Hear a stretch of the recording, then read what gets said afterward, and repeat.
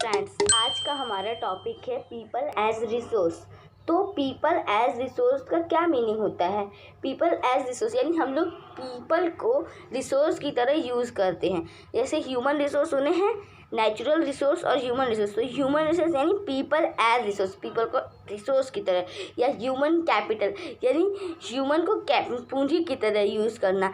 मतलब कि जैसे कि पीपल विथ स्किल, मतलब जो लोग स्किल है, नॉलेज है पीपल को, और वो लोग हम लोग की इकोनॉमी को आगे भी बढ़ा सकते हैं, उन्हें हम लोग पीपल एज रिसोर्स कहेंगे। जैसे जापान है, जापान के पास नेचुरल रिसोर्सेस नहीं है, बट वो अपने पीपल लोगों पर की पढ़ाई और हेल्थ पर खर्च करता है, और उसकी वजह से वो इंपोर्ट करता है नेचुरल रिसोर्सेज पर जो वो खर्च करता है अपने लोगों पर, उसकी वजह से आज वो एक डेवलप्ड कंट्री है और रिच भी है।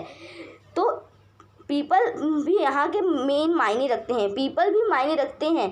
अगर जैसे कि अगर हमारे पास हम लोग के पापा की पूरी जायदाद मिल तो जाए, बट हम लोग के पास दिमाग नहीं है तो हम लोग उसे नहीं चला पाएंगे, उसी तरह हम लोग की कंट्री में है, तो अगर हम लोग के पास नेचुरल रिसोर्सेज तो हैं, पर हम लोग के पास दिमाग होना चाहिए वो करने के लिए। इसलिए ह्यूमन रिसोर्स भी एक इम्पॉर्टेंट फैक्टर है। तो इसमें सबसे पहले हम लोग पढ़ेंगे इकोनॉमिक एक्टिविटी क्या होती है। इकोनॉमिक एक्टिविटी यानी वो एक्टिविटी जो हम लोग के नेशनल इनकम में वैल्यू ऐड करे। इकोनॉमिक एक्टिविटी 3 सेक्टर्स में डिवाइड होती हैं। फर्स्ट सेक्टर होता है हम लोगों का primary sector, secondary sector and third होता है टर्सरी सेक्टर। फर्स्ट सेक्टर यानी प्राइमरी सेक्टर में होता है एक्सट्रैक्शन ऑफ नेचुरल रिसोर्सेज, यानी नेचुरल रिसोर्सेज को निकालना। इसमें एग्जाम्पल आएगा agriculture, forestry, fishing, mining, animal husbandry etcetera.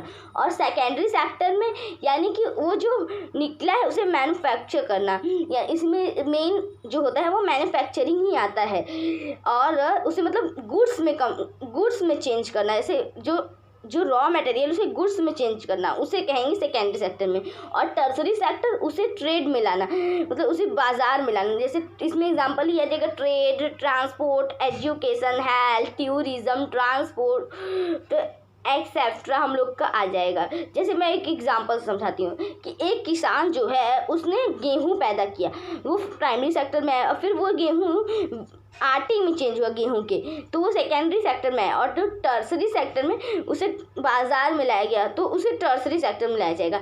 तो ये तीनों आप लोग को अच्छे से समझ आ गया होगा। तो इकोनॉमिक एक्टिविटी की बात करें तो वो 2 टाइप्स की होती हैं, first market activity and second non market activity.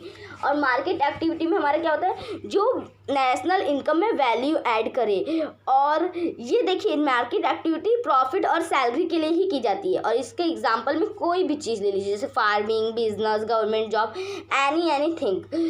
Any job.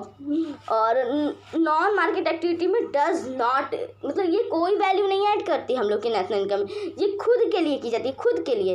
और इसके एग्जांपल में जैसे आ जाएगा फार्मर्स, जो लोग खुद के लिए बनाते हैं, गेहूँ पैदा करेंगे और वही अपने जितना।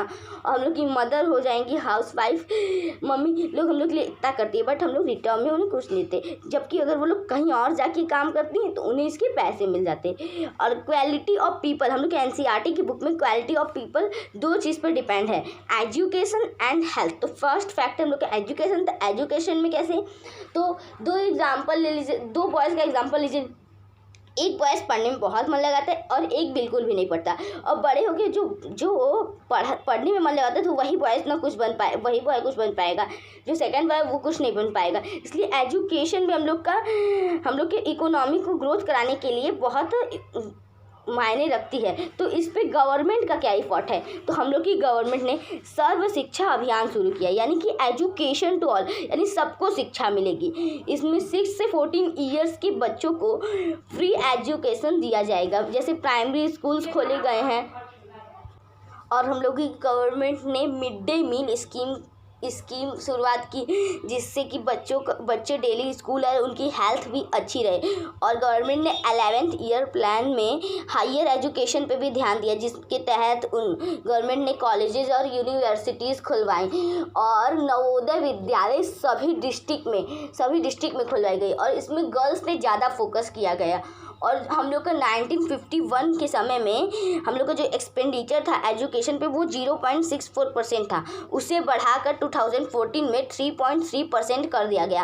अब लिटरेसी रेट पे आ जाते हैं। तो लिटरेसी रेट में हम लोग का 1951 में जो हम लोग का रेट था, पूरे इंडिया में कितने लोग पढ़े लिखे थे 100% में से 18% लोग, बस ओनली 18% लोग पढ़े थे। लेकिन जो 2011 का सेंसस हुआ उसमें पता चला कि 74% पूरे पॉपुलेशन के इस समय पढ़े लिखे हैं हम लोग के इंडिया में।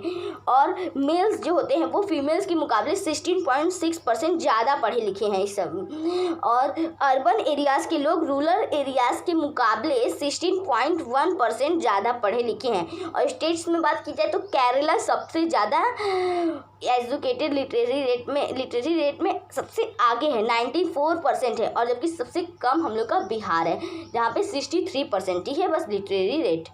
अब हेल्थ पे आ जाते हैं। हेल्थ भी एक इम्पॉर्टेंट है फैक्टर। जैसे कि एग्जांपल ले लीजिए, इसमें भी 2 बॉयज़ का, वो दोनों ऑफिस जाते हैं। एक की तबीयत बहुत अच्छी लगती है, मतलब वो हेल्दी है, तगड़ा है, जबकि एक बहुत ही अनहेल्दी है, हमेशा बीमार रहता है। तो कंपनी को और किसकी ज़रूरत है, इकोनॉमी को, जो हेल्दी है, क्योंकि वो हेल्दी रहेगा तो ज़्यादा काम करेगा। जबकि जो अनहेल्दी है वो हमेशा तो छुट्टियाँ ही लेगा, भले से वो एजुकेटेड हो, लेकिन हेल्दी होना भी ज़रूरी है। नहीं तो किस काम की एजुकेशन जब वो अनहेल्दी रहेगा तो जब कुछ कर ही नहीं पाएगा। इसलिए हम लोग की गवर्नमेंट हेल्थ पे भी ज़्यादा ध्यान दे रही है। तो उसके हेल्थ पे क्या ध्यान दिया हमारी गवर्नमेंट ने, हॉस्पिटल और क्लिनिक्स रूरल एरियाज़ में भी खुलवाना शुरू हो गए हैं।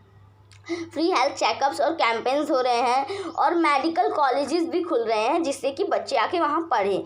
अब अनएम्प्लॉयमेंट यानी बेरोज़गारी सबसे बड़ा हम लोग का मुद्दा है इस समय का। तो होता क्या है, मतलब जो लोग के पास स्किल है, एबिलिटी भी है, वो लोग एजुकेटेड भी हैं और वो लोग चाहते भी हैं काम करना, पर उन्हें काम नहीं मिला। मतलब वो लोग चाहते हैं कुछ काम जॉब करना, बट उन्हें नहीं मिला, तो वो लोग अनएम्प्लॉयड होते हैं, यानी बेरोज़गार होते हैं। जबकि हम लोग की मम्मी, जिसे अगर मम्मी को काम नहीं चाहिए तो वो बेरोज़गार नहीं है, क्योंकि वो नहीं चाहती कि उन्हें काम चाहिए। और बच्चे भी नहीं बेरोज़गार होते हैं और 59 ईयर्स से एबव के बूढ़े लोग भी बेरोज़गार नहीं होते हैं। और अनएम्प्लॉयमेंट 3 पार्ट में डिवाइड है, seasonal unemployment, disguised unemployment and rural unemployment.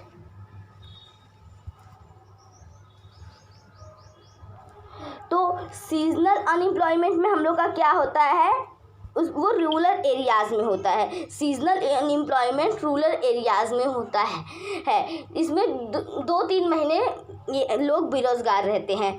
जैसे कि फार्मर्स, तो फार्मर्स जब उन लोगों का समय रहेगा फार्मिंग करने का, तभी जैसे जब सोइंग करना है तब काम रहेगा। और जो 2-3 महीने काम नहीं रहता है उस समय वो लोग बेरोज़गार रहते हैं। और डिस्गाइज में ये भी रूरल एरियाज में होते हैं। ये लोग एम्प्लॉयड की तरह दिखते हैं पर एम्प्लॉयड नहीं होते। जैसे कि एग्जांपल ले लीजिए, एक खेत है उसमें 8 लोग काम कर रहे हैं, बट 3 लोग एक्स्ट्रा हैं। 5 लोग की ज़रूरत है पर वहाँ पे 3 लोग एक्स्ट्रा हैं, तो वो 3 लोग जो एक्स्ट्रा हैं वो अनएम्प्लॉयड है। जैसे कि वहाँ पे अगर 3 लोग नहीं बनेंगे तो भी 5 लोग ही 8 लोग का काम कर लेंगे, तो उन 3 लोग की ज़रूरत नहीं है। और एजुकेटेड अनएम्प्लॉयमेंट ये अर्बन एरियाज़ में है और ये बहुत ही ज़्यादा मात्रा में है। जैसे जो लोग पढ़ लिख लिए फिर भी उन्हें काम नहीं मिल रहा है। और किस वजह से होता है, भ्रष्टाचार की वजह से होता है। क्योंकि जो अगर पैसे मांग रहे हैं तो जो गरीब है, पढ़ भी लिया है किसी तरीके से, वो नहीं दे पाएगा इतने पैसे, इसकी वजह से ये ज़्यादा होता है। और इफ़ेक्ट क्या होता है अनएम्प्लॉयमेंट का जो यूथ पे, तो अनएम्प्लॉयमेंट मैन पावर का वेस्टेज करवाता है, क्योंकि जो लोग पढ़े लिखे फिर भी वो वेस्ट हो जाएगा पूरा, उनका जो पावर है, दिमाग है, सब। और ये यूथ्स में निराशा लाता है, उन्हें डिप्रेशन भी बहुत सारे यूथ चले जाते हैं और इससे वर्किंग पॉपुलेशन पे डिपेंड हो जाते हैं। मतलब जो लोग काम कर रहे हैं उनके ऊपर निर्भर हो जाते हैं और इससे ग्रोथ, जो हम लोग की इकोनॉमी की ग्रोथ है वो कम होती है। और यूथ इलीगल वर्क में भी इसके वजह से चले जाते हैं और क्राइम करना शुरू कर देते हैं। जैसे जो बहुत सारा क्राइम बढ़ रहा है, इसकी वजह से क्राइम भी बढ़ रहा है, इसलिए बेरोजगारी नहीं होनी चाहिए। और उन्हें जो काम वो नहीं करना चाहते वो भी करना चाहता है। कोई इंजीनियर बनना चाहता है, फिर भी उसे चपरासी के लिए फॉर्म अप्लाई कर देते हैं, क्योंकि उसके पास कोई चारा नहीं बचता, वो किसी के ऊपर निर्भर नहीं रहना चाहता। इसलिए तो आज का हमारा टॉपिक, ये चैप्टर पूरा ख़त्म हो गया है। Thank you very much.